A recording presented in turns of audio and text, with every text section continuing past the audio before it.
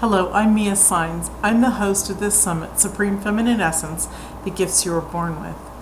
In this segment with Lynn Andrews, who's a remarkable teacher and an author of The Medicine Woman, a brilliant person to interview. I had so much fun. You'll see that the beginning segment for the first 3.5, 4 minutes is a little messed up. My side is frozen and Lynn is talking, which is perfect.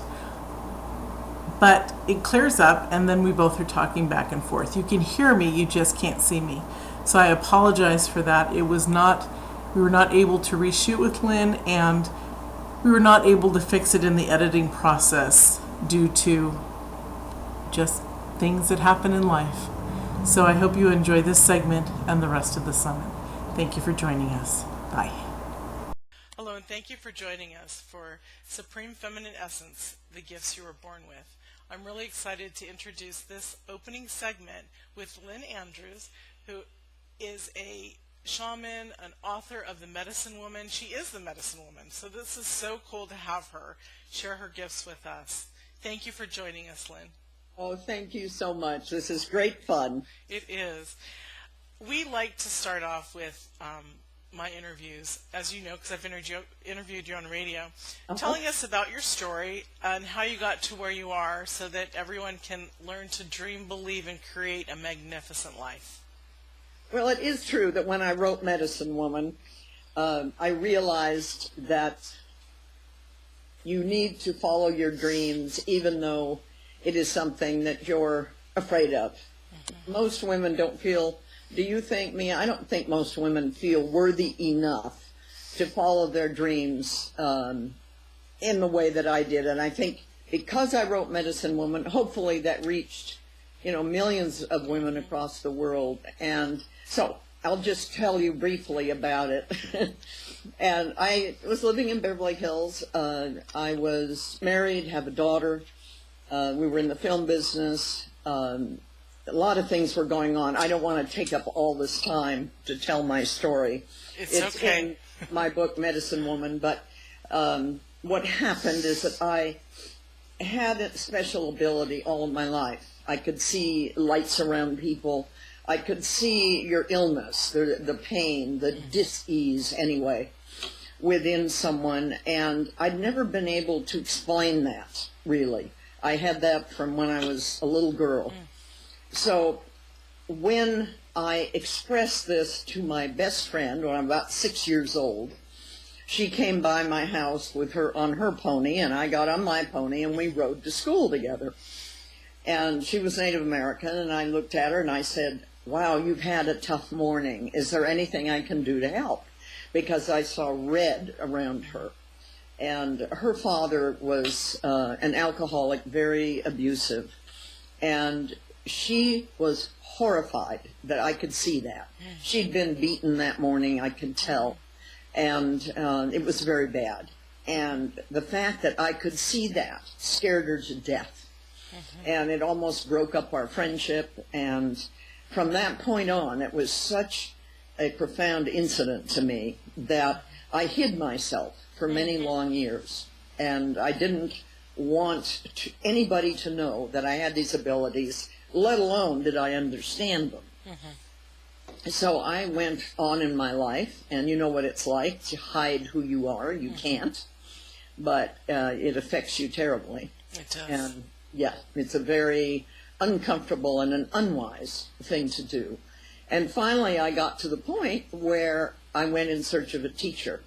And in that process, I met Agnes Whistling Elk, who became my teacher. She's a Native American woman in the far north of Canada, however. And I went to her. She sent me a kind of invitation. She sent me a picture of a marriage basket.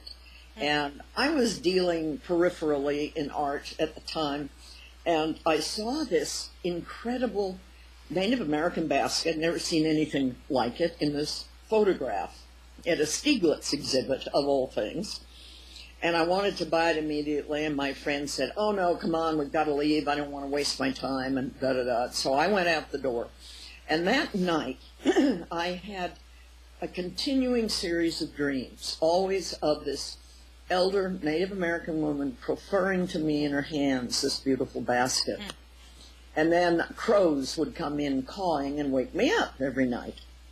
And so the first time that happened, I went down to the gallery as fast as I could get there to buy that photograph of this marriage basket. And he said, "Oh, what are you talking about? We've never had a picture like that in the gallery."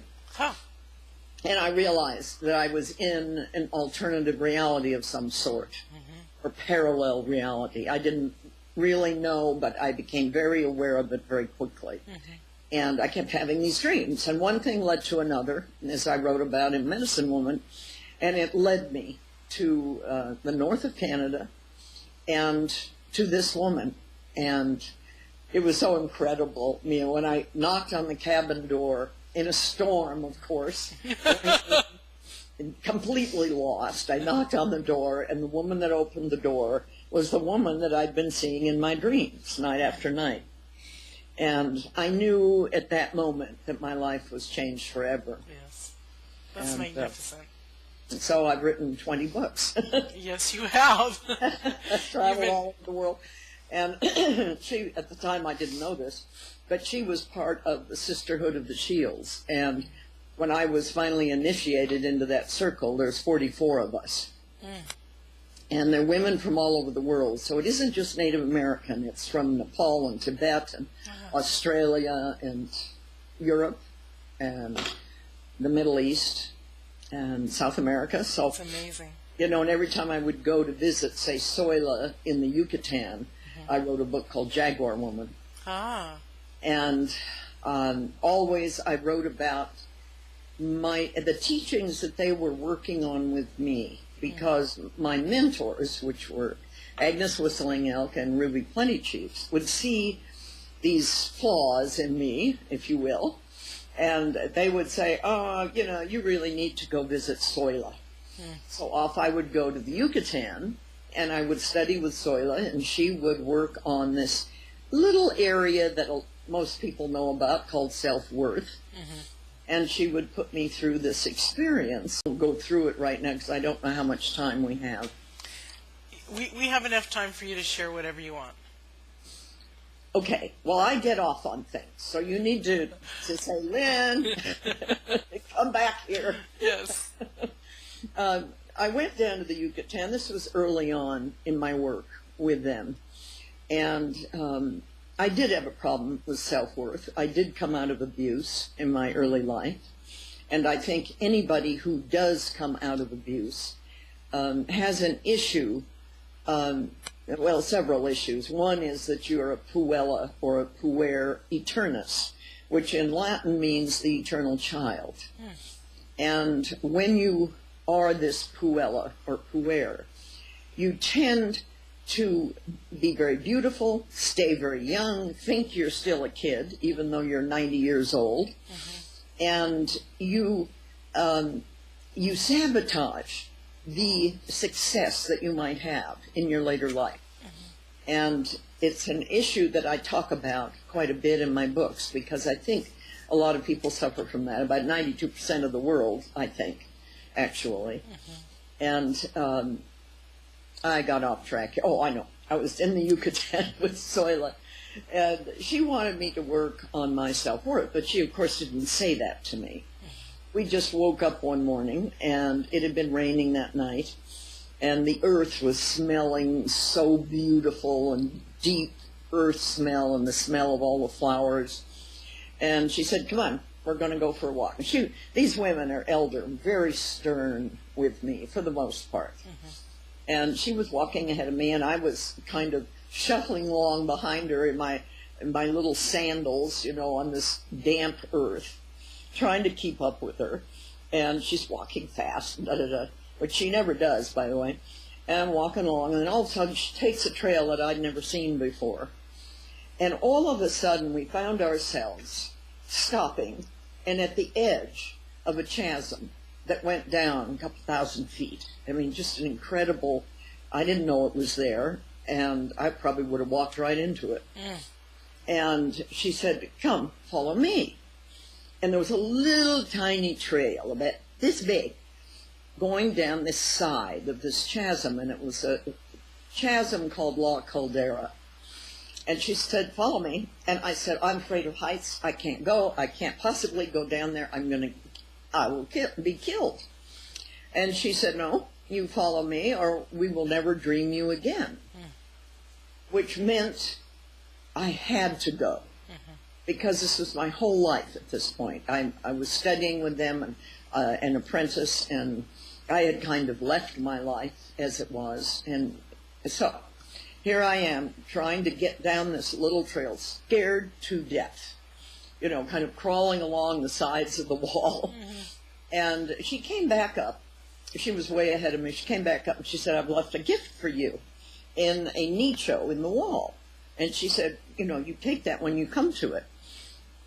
So I kept going, and pretty soon I saw the nicho, and there was a beautiful, of all things, a ruby sitting there against these clay walls, granite walls, just surreal, beautiful, sparkling. And I looked at it, I thought, oh my God, I can't take that. I can't take it. I don't deserve this. And I looked at it, and I touched it, and I left it there. So I walked down, finally got to the bottom of La Caldera, and so I said, oh, come over this way. She was leaning against a tree, and she was very angry with me because I hadn't taken the ruby. And all of a sudden, I realized that I was standing in quicksand, and I sunk into this quicksand and couldn't move, scared to death, saying, help me. And she looked at me and she said, I'll help you when you can help yourself. And I said, what do you mean? And I was so upset. And she said, you are stuck in an addiction, and that addiction is the addiction to lack of self-worth. And she said, I want you to understand that, or I'm not going to help you out of there. And so we talked, and we went over this over and over. And all of a sudden, it just kind of came into me, and I saw it. I saw that my whole life I'd been stuck in a weird kind of quicksand. And that, it brought a lot of things to mind. That, we're really wild creatures, you and I and all human beings. But we're like a little lion cub that has been born into a herd of sheep. And you look at the sheep and you think you're a sheep. You think about this little lion cub. It lost its mama, and it was born into this fabulous, little herd of sheep, and it learned to drink and eat and everything just like sheep does. And one day this puma was up on a rock looking at the herd of sheep and saw this little young lion. And she came down and she said to this little baby, she said, look at yourself in the water. You're not a sheep. You are a puma, a lion. And of course the little baby looked at itself, and surely enough, he wasn't a lion. He really was. I mean, he wasn't a sheep. He was an actual lion. Right. And so he left the herd of sheep and went off to learn about the wildness of his own soul, our own soul. When I was stuck in that quicksand, that story came to me. And I thought, that's how I've been stuck. I've been just following the herd, when in actuality, it isn't a good thing for me. And so she pulled me out of the quicksand, and it was my teaching, very dramatic, about not having self-worth. And that's what my books are like. They're all stories like that. So that you can be led on a story with me about the divine feminine, the goddess within, the wonderful things that we're studying to make ourselves stronger and more beautiful and more powerful. But we are changing our DNA, really. We have been taught over centuries and centuries that we are one down from men in the world. And this isn't to say that men aren't fabulous. They are. And we need them. Men need women, and women need men. It's a balance. However, we have somehow been, when the goddess was destroyed, the basic sacred goddess of Egypt in ancient times, when she was melted down, the sacred cow at the foot of Mount Sinai with Moses, when she was melted down and forgotten about, I think it was very symbolic of how our sacred feminine has been denied. And so when I wrote Medicine Woman a long time ago now, I was, really wanted to move into that area and try and reach women on a level of the ancients, where they would sit around a fire and listen to a twisted hair, wise one, talk about what was going on in the village nearby, and they would listen to the wisdom of someone who had collected that wisdom all their lives. And so I thought, okay, I'm going to write books full of stories so that you can follow along with me. I love it. It's beautiful. It's really a very, very rich journey that you've been on. One of the richest that I've interviewed people on. So thank you. It's wonderful. Now, you're talking about the sacred feminine, and I love that you brought that up, because obviously that's basically what we're about here on this summit. How do you access or claim your feminine power? Oh, in 3 words or less. Or however long. I think claiming your power as a woman, you have to look into yourself and maybe come from a place of comforting yourself. You know how women are taught to take care of, and you do for everybody. How often, when I wrote my book, Woman at the Edge of Two Worlds, about the sacred journey of menopause, one of the things that I wrote about was comforting yourself, and so that you can get back into your center. You know, we rush around in our life. We run through our life. And so often we don't take time for this magnificent being that we are. And I thought, gee, one of the most wonderful things you could do is draw a bubble bath. Go out and get some wonderful towels that appeal to you and don't just decorate your bathroom. Right. And soft, or whatever it is that you like. And have some lavender bath bubbles and essence, in your bath. And lay down in that bath and light some candles. Yes, or, yes. Make it heavenly. Right. Just for you. And don't let anybody bother you. Don't have the phone. Don't have anything. And just listen to yourself. I did that one time. I'll share something with you that I haven't told many people. I had some earplugs from a plane trip I'd taken. So I put the earplugs in. And I was laying in the water, and I did this quick meditation, chakra meditation. I started at the root chakra, and I visualized red of the root chakra. And all of a sudden, I heard this incredible sound in my head, a harmony. And I thought, wow, what's that? And then I came up a little further, in orange and gold, and went up the chakra system. And each time I went to a new chakra, the tone changed. And if I hadn't had my earplugs in, I don't know that would have happened. But I have been able to do that. And I suggest to your listeners to try that. Because it proves to you, in a way, in some kind of peripheral way, that, oh my gosh, there is really something to this being sacred in life. There is. There is. Balancing the sacred with the physical. Yeah. And how do you do that? You're living in a penthouse or an apartment in New York. You're a lawyer on Wall Street, or you're taking care of 4 kids at home, and you're in Iowa, and you don't have very much money, and your husband is gone a lot, and oh my God, what do you do to retain that center in that place of sacredness within you? I would suggest just try laying in a bathtub with earplugs. Especially if you've got the 4 kids. Yeah.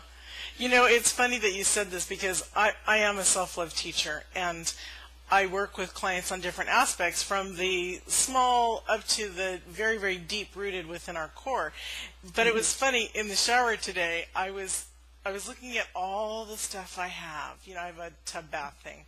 And I was like, wow, I'm going to start to share with women that they really should have 2 different types of shampoos, 2 different, at least, types of extra body gels to put on, because when you're in there, you have your choice, your selection. And the reason I say at least 2 is because sometimes people can't afford more. Although it's an investment up front, it'll last longer, because it's not like you're wasting it. But you're so right, because when we get to know our own body and to love it as we're in the tub, that's part of self-love, is accepting, appreciating, knowing who you are, that it's vital in the bath to share that lovely smell and feel and texture on your body, because you will love your body that much more. So I like that you brought up the tub thing. That I'd like to just comment on. You said that you find out who you are, you begin to know who you are. I think if you have come from abuse, and it's really important to say this. Yes. If you come from any kind of abuse, doesn't have to be sexual abuse or whatever, just emotional abuse, a rageaholic, an alcoholic in your family or whatever. If you've come out of that, you have veils over your eyes. Yes. Because you've been living somebody else's dream. And that dream has been your parents' dream. Right. Or your society, but usually your parents. And you never maybe even realized that you had a dream of your own. So how do you get to that? So that's why I designed a 4-year school on, I call it a Lynn Andrews School for Sacred Arts and Training, and it goes from it's about energy for 4 years, different aspects of how we hold, use, identify, and then manifest energy into the world. And the school is about tearing away the veils of ignorance that lay over you if you've come out of abuse. And you've got to deal with it. You have to. You have to deal with it. Yes, and in a sacred way. Not just going over it and over it again in therapy, but also taking a therapy, like I work with people, and I know you do too. Bring it to the spiritual level of who we truly are is the healing. Yeah, that's where I've noticed that the healing really takes place. I was also abused myself on all levels, so I'm totally there with you and totally understand that's why I'm a self-love teacher, because I started 25 years ago. Just even hugging myself and looking in the mirror and talking to myself and crying when I told myself I loved myself. No, I don't. I hate you. And it's funny because every new client I get, they struggle with that dang mirror, but I love it. It's a wonderful thing to have and to look in a lot. Right. Not as a narcissist, but as being able to see deeper and deeper into yourself. Because there are some people that cannot even look in the mirror. I couldn't look in the mirror for 10 years. I've had clients that I've had to take them back to just their eyes because they can't see, who they truly are, and they don't want to look. So it's it can be a slow process, and it can be very, very speedy. Another question I was going to ask you that relates to this is holding the energy in it. It stops you from moving forward. So let's talk about that briefly. Holding the energy in, and it stops you from moving forward. The path from past abuse. Oh, I see what you're saying. Yes. If you're holding that past abuse, you're not going anywhere. Right. You're just not. You can't. You don't know where to go. And you don't know how to find that dream that you truly do have. So I think, for me, it's unlocking your dream. And as you begin to unlock the dream, other things fall away. There are many, many ways to deal with all of this. Yes. It's just the way I've learned. I use the sacred wheel. I have a new book out called Coming Full Circle, and Ancient Wisdom for a Modern World. And I talk about the sacred wheel a lot because it's a paradigm for the way that we think. And oftentimes you have a mass of emotion inside of you, but you can't identify it really. So you take the sacred wheel, and it's in 4 different directions, and you start in the south, which is your physical self. And you think, okay, I'm an abused kid. I'm sitting in the center of this wheel. I'm looking towards the south, and I'm having a real hard time functioning in the world. I hate going to work. I hate my job, and I don't particularly like myself. So that's what you start with. Then you go to the west, to the sacred dream, emotions, where women usually live on the wheel. And you start talking about your dream, life, death, transformation, that whole process. And then you go to the north, to spirit. How do I get spirit in my life? And oftentimes, if you've been abused, you've worked with spirit more than a lot of people, because maybe your horse or the beautiful woods that were out and back, were the solace to your wounded soul. And so you know a little bit about that, because certainly going into nature helps you tune in and become part of and realize that you are the divine. Absolutely. Yeah, and it's hard to do that when you don't think much of yourself. Right. So then you go to the east, which is your reasoning. And you look at the wheel, and you think about how you hate yourself. You don't know what your dream is, and you're not very good with spirit. And so how is this reasonable? It isn't.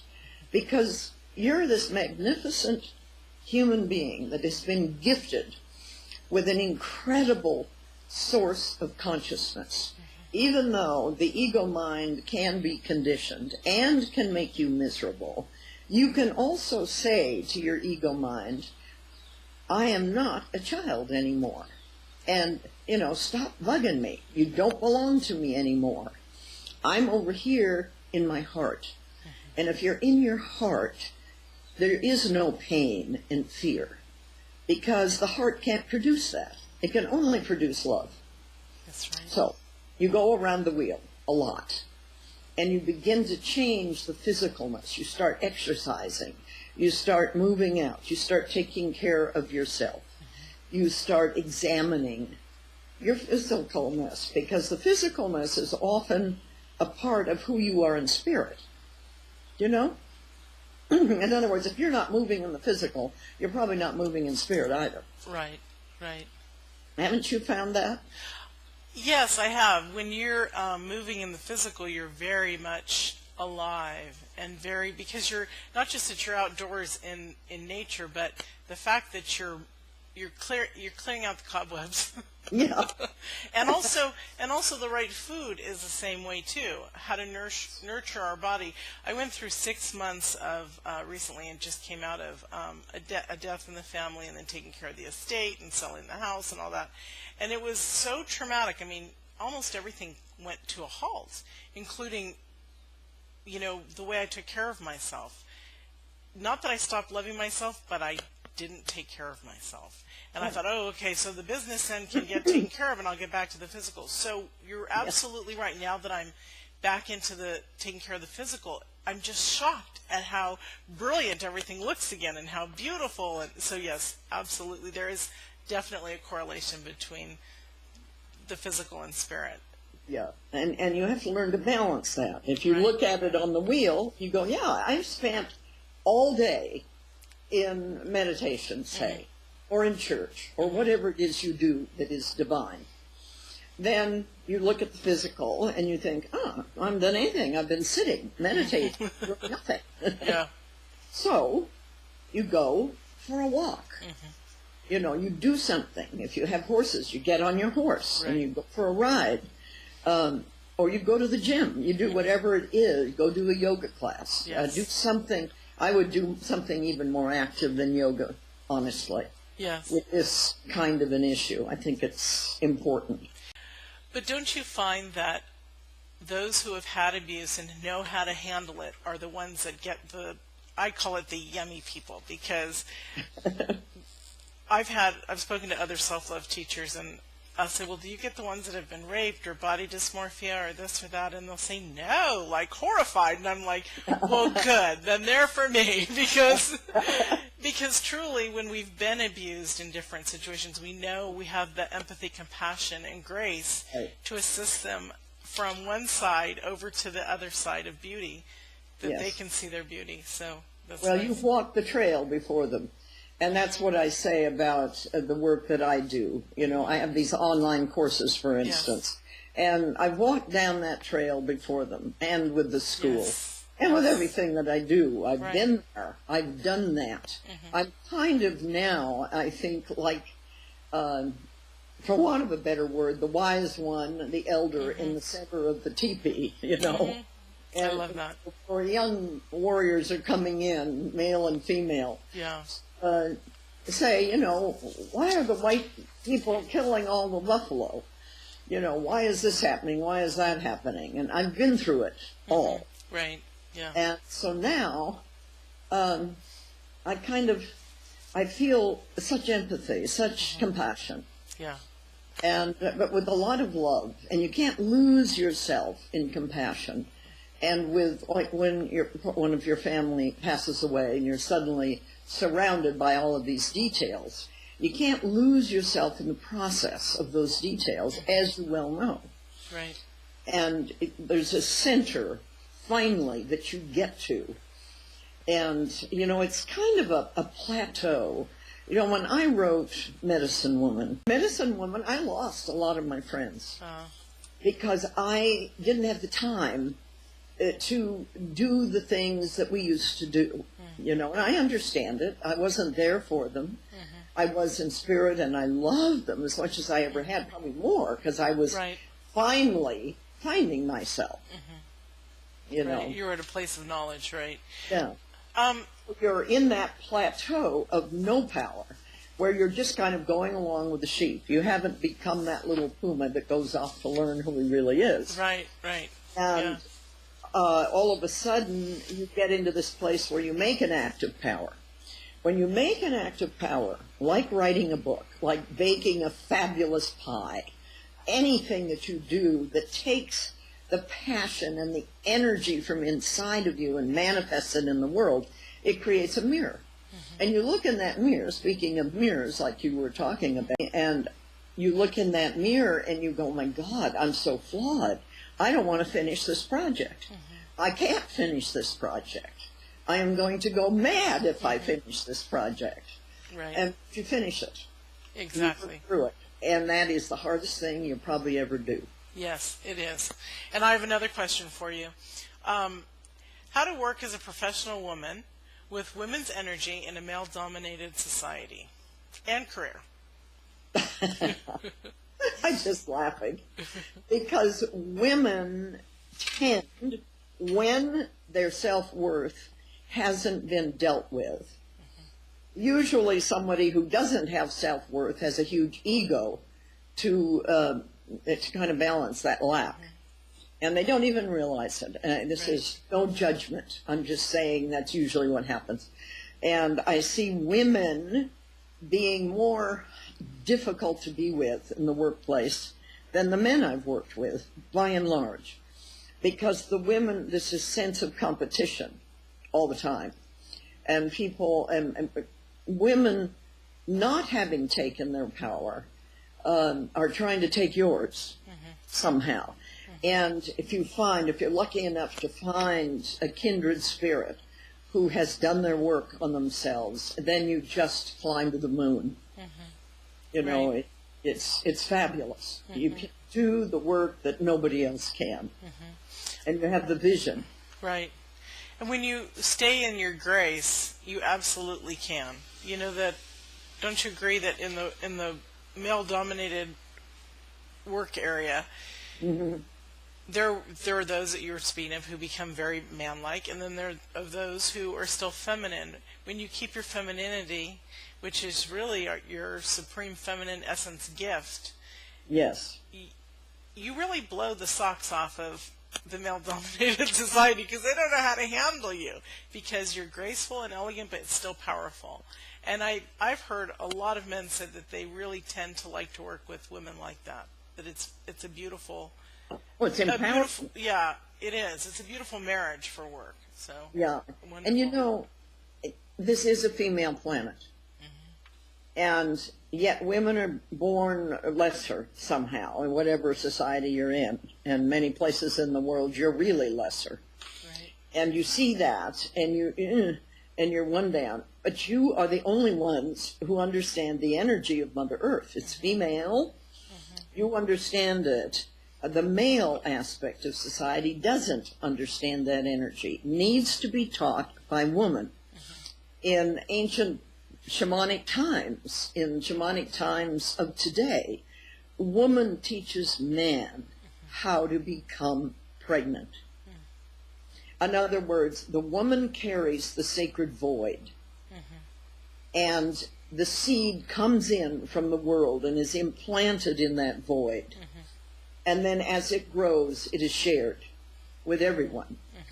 Man doesn't know how to do that. Right. He's the one who maybe has a seed, maybe he has great ideas, and he's very much more, he moves out into the world usually much better than a woman does. So that's what he can teach her. If we were on a male planet, if we were on Mars, it would be the other way around. We wouldn't understand that energy. So man would have to teach woman. It's really quite simple. It's beautiful. And mothers teach their sons. And Yes, right. our mates are our, we're sons at one Yeah. point. Yeah, it's And lovely. you marry them and hope to God they've been Yes. taught by somebody. Yeah, exactly. Or they've worked through it by the time they reach us. So, Lynn, share with us your free gift. The meditation, I want to give you a download meditation. To be honest with you, I have been in Taiwan for several weeks, and I can't remember exactly what it is. I think it's the active power, I believe. Okay. And it's a wonderful meditation about taking your power and creating this mirror. And I'd like to explain one thing about that. When you look in the mirror of yourself, you see the flaws. You see, I've really got to work on that. And sometimes it's a bit overwhelming. I'll tell you a quick story. I was in Australia in the outback with an Aboriginal teacher of mine named Ginny V. And we're walking along, and I'm kind of shuffling and saying, the human condition. How does one person affect this world that is in such pain? And she would stop and laugh at me, and she reached into her dilly bag, and she picked out a crystal. And she held that crystal up to the sun, and the sun shone through this crystal, putting prisms of light around us on the red earth.